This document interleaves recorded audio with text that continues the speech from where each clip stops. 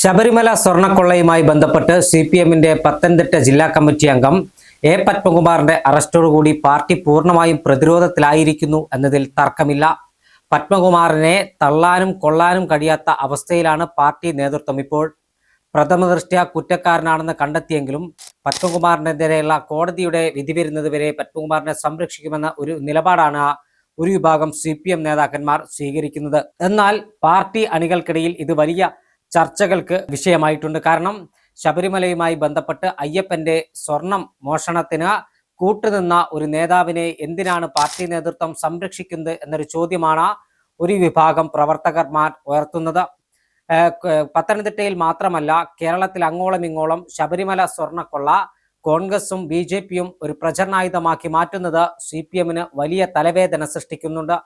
പുറത്തേക്ക് കാര്യങ്ങൾ പന്തിയാണെന്ന് പറയുമ്പോഴും ശബരിമല സ്വർണ്ണക്കൊള്ള വിഷയം തങ്ങളെ തിരിഞ്ഞു കുത്തുമോ എന്നൊരു ഭയം CPM നേതൃത്വത്തിനുണ്ട്. പ്രത്യേകിച്ച് ശബരിമലയിൽ യുവതീ പ്രവേശന വിഷയവുമായി ബന്ധപ്പെട്ട് വലിയ പ്രക്ഷോഭങ്ങൾ നടന്ന സമയത്ത് പത്മകുമാറിന്റെ നിലപാട് പലപ്പോഴും പാർട്ടിക്കെതിരായിരുന്നു എന്നത് പരസ്യമായ രഹസ്യമാണ്. ശബരിമലയിൽ യുവതിയെ കയറ്റാൻ സംസ്ഥാന സർക്കാർ പഠിച്ച പണി 18 പയറ്റിയപ്പോൾ യുവതീ പ്രവേശനത്തിന് എതിരായ നിലപാടായിരുന്നു പത്മകുമാർ സ്വീകരിച്ചത്. ഇത് അദ്ദേഹത്തിന്റെ പല പ്രതികരണങ്ങളിൽ നിന്നും കേരളം കണ്ടറിഞ്ഞതുമാണ്.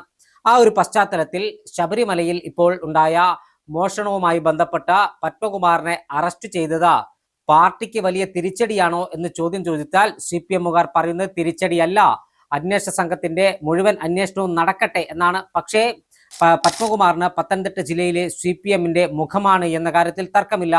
പത്തനംതിട്ടയിലെ മുഖമായ പത്മകുമാറിനെ അറസ്റ്റ് ചെയ്തതോടുകൂടി പാർട്ടി ജില്ലയിൽ പൂർണ്ണമായും പ്രതിരോധത്തിലായിരിക്കുകയാണ്. കേരളത്തിലെ 14 ജില്ലകളിലും തെരഞ്ഞെടുപ്പ് പ്രചരണത്തിന് കോൺഗ്രസ് പ്രധാനമായി ആയുധമാക്കി ഉപയോഗിക്കുന്നത് ശബരിമലയിലെ സ്വർണ്ണമോഷണം തന്നെയാണ്.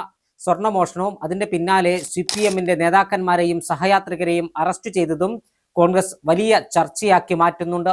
ഇതെല്ലാം CPMന് തെരഞ്ഞെടുപ്പിൽ തിരിച്ചടി നൽകുമോ എന്നൊരു ഭയമാണ് പാർട്ടി നേതൃത്വത്തിനുള്ളത്. എങ്ങനെ ഈ വിഷയം പ്രതിരോധിക്കും? സാമൂഹ്യ മാധ്യമങ്ങളിലടക്കം വലിയ വിവാദങ്ങൾ ഇതുമായി ബന്ധപ്പെട്ട് വരുന്നുണ്ട്. പത്മകുമാറിനെ തള്ളിക്കൊണ്ട് ഒരു വിഭാഗം നേതാക്കന്മാരും പ്രവർത്തകരും രംഗത്ത് വരുമ്പോൾ സംസ്ഥാന CPM നേതൃത്വം, സംസ്ഥാന സെക്രട്ടറി MV ഗോവിന്ദൻ അടക്കമുള്ളവർ പത്മകുമാറിനെ ചേർത്ത് പിടിക്കുന്ന ഒരു സാഹചര്യമാണ് നിലവിലുള്ളത്.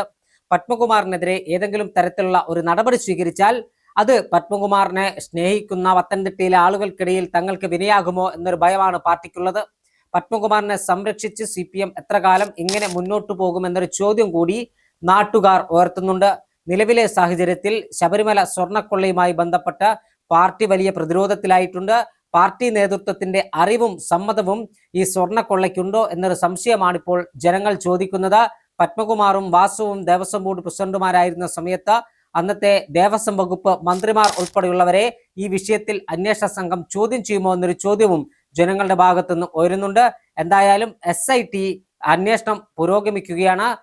പ്രത്യേക അന്വേഷണ സംഘത്തിന്റെ നേതൃത്വത്തിൽ ശബരിമലയിലെ തന്ത്രി ഉൾപ്പെടെയുള്ളവരെ ചോദ്യം ചെയ്തിട്ടുണ്ട്.